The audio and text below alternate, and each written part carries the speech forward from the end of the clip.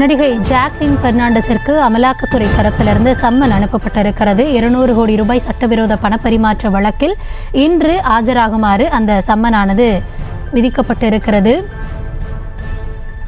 நடிகை ஜாக்லின் பெர்னாண்டஸிற்கு அமலாக்கத்துறை தரப்பிலிருந்து சம்மன் அனுப்பப்பட்டிருக்கிறது. 200 கோடி சட்டவிரோத பணப்பரிமாற்ற வழக்கில் இன்று ஆஜராக சம்மன் வழங்கப்பட்டிருக்கிறது. வழக்கு தொடர்பாக கிடைத்துள்ள புதிய ஆதாரங்களின் அடிப்படையில் ஜாக்லினிடம் விசாரணையானது நடைபெறும் எனவும் அதற்கான திட்டம் இருப்பதாகவும் தகவல்கள் வெளியாகி இருக்கின்றன.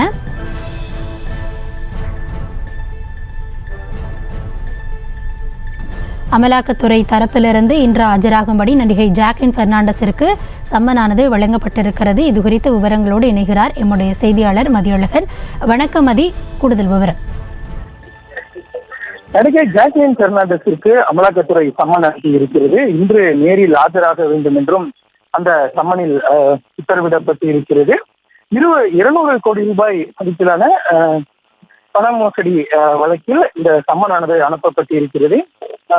சுகேஷ் சந்திரசேகர் கைது செய்யப்பட்ட நிலையில் அவரிடம் இருந்து இந்த மோசடி ஜாக்லின் பெர்னாண்டஸ் செய்ததாக ஏற்கனவே அது தொடர்பான விசாரணைக்கெல்லாம் அவர் ஆஜராகி இருந்த நிலையில் தற்பொழுது இந்த விவகாரத்தில் அமலாக்கத்துறையும் ஜாக்லின் பெர்னாண்டஸிற்கு சம்மன் அனுப்பி இருக்கிறது.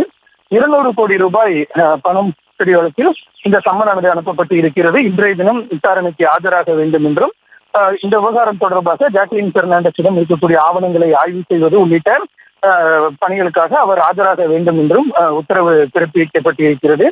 அவர் இந்த சம்மனை ஏற்று அவர் இன்று ஆஜராவார் என்றும் எதிர்பார்க்கப்படுகிறது.